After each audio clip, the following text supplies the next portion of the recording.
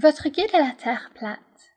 Ceci est une version abrégée, dans laquelle plusieurs aspects les plus intéressants de la théorie de la Terre plate y sont compris.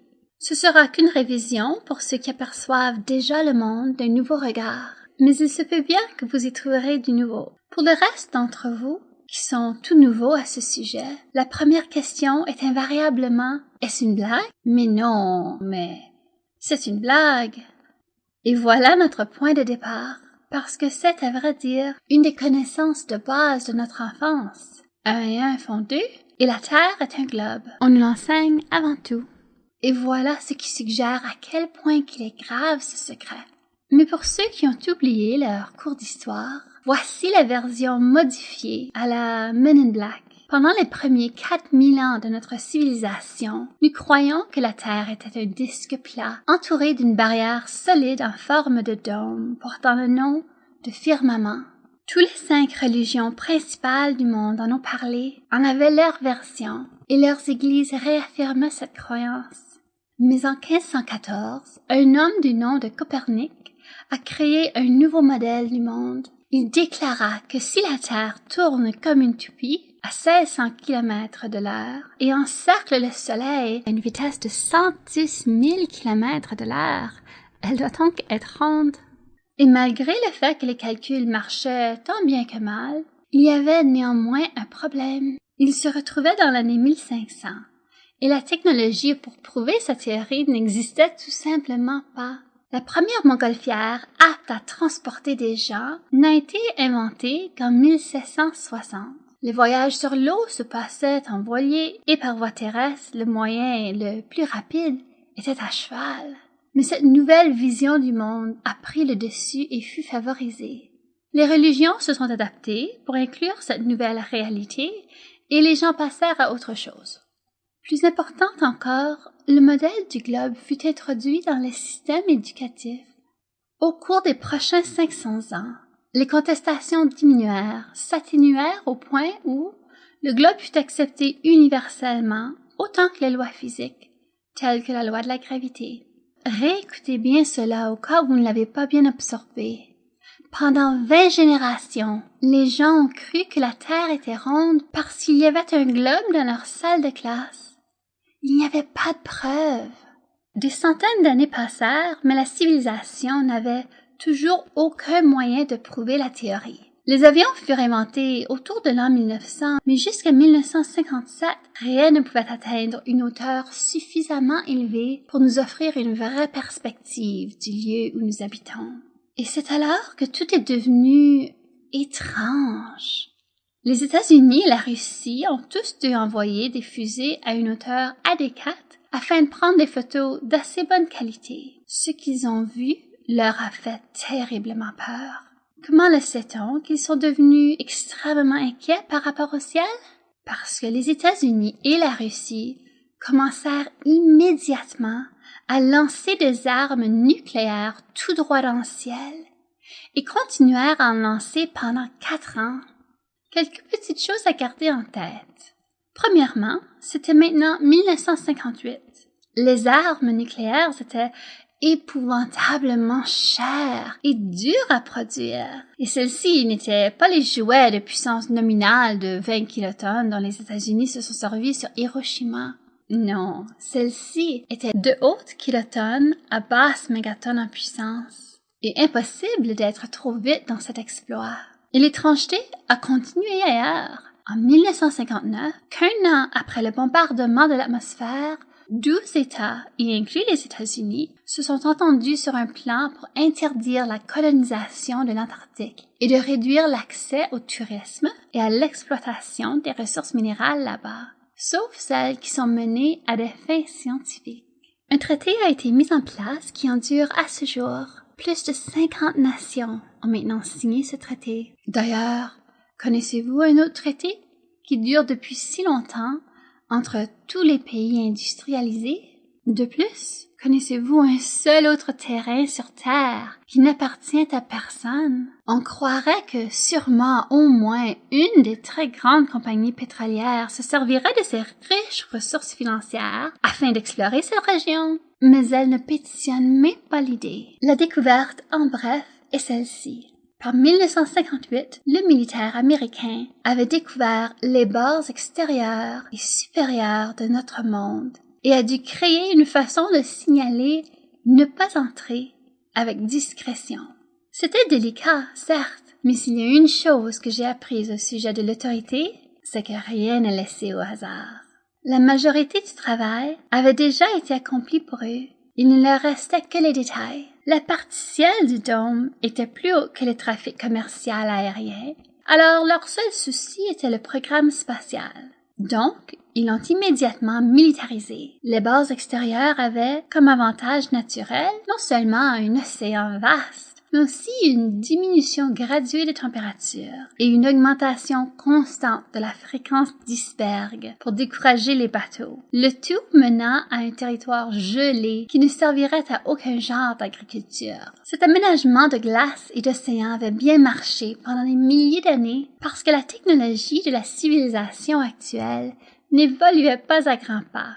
Pour les bords extérieurs, les marins évitaient les mers froides lorsque possible. Et quant au ciel, les niveaux d'oxygène s'abaissaient suffisamment pour nuire aux gens, même des sommets de montagne un peu plus élevés. Le génie de ce plan vient tout simplement du fait que les hommes sont corrompus par le pouvoir. Une corruption si totale en fait qu'ils préféreraient nous cacher le monde entier que de risquer perdre leur pouvoir au-dessus. On pourrait émettre des théories que rois et papes ont été confiés à ces secrets de notre monde il y a longtemps. Peut-être un ancien manuscrit sacré, un ancien livre, peut-être qu'un être interdimensionnel a partagé des contes au sujet de l'apparence du monde. Mais cela a tout été ignoré puisque même les plus puissants dirigeants de l'époque ne pouvaient atteindre les frontières. Et si pas eux, quelle chance aurait quiconque du grand public? C'est une chose d'entendre parler de ce géant dôme impénétrable, mais c'est toute une autre de le voir. C'est là que les décisions difficiles doivent être prises. Est-ce qu'on garde le secret? Et jusqu'où ira-t-on pour maintenir le statu quo? Une fois décidé de garder le secret, aucune dépense n'est de trop, aucune n'est justifiée. La progression rapide de la science diffusée, la science de haut niveau devait être vite abordée. Alors, les missions sur la Lune ont été créées. Matt Powerland, de la canal YouTube The NASA Channel, avait raison de croire qu'il fallait l'événement de la mission de la Lune comme prétexte afin de produire une image de la Terre depuis l'orbite terrestre. Et cela ne pourrait être plus vrai. D'établir NASA comme le coureur de tête de l'exploration de l'espace a aussi détourné les gens qui auraient autrement créé leurs propres entreprises à but lucratif. Les meilleurs ingénieurs, techniciens et pilotes ont été recrutés par le programme spatial de la NASA. Une fois rendus, ils furent compartimentés en fonction du besoin de savoir. Les astronautes sont au courant, mais ils sont tenus au secret professionnel, sous peine de quelconque les motive. Les programmes spatiaux privés sont découragés, sabotés ou absorbés au bercail de la NASA. Des vaisseaux spatiaux privés ne seront pas permis pour plusieurs raisons, dont la plus évidente est la collision avec le dôme lui-même. Les données de télémétrie d'une telle mission indiqueraient une défaillance suite à un impact à une certaine altitude et, si répétée, soulèverait des questions que la NASA n'est pas prête à répondre. Il y a 3 questions perpétuelles au sujet de notre monde qui ne peuvent être éliminées, mais évitées à tout prix. Ce sont les questions que vous devriez vous poser et poser aux autres afin que le voile soit levé. J'aimerais précéder ce qui suit par un grand merci à Max Malone, un théoricien du complot doué, qui a la capacité de résumer quoi que ce soit en un seul paragraphe quand possible.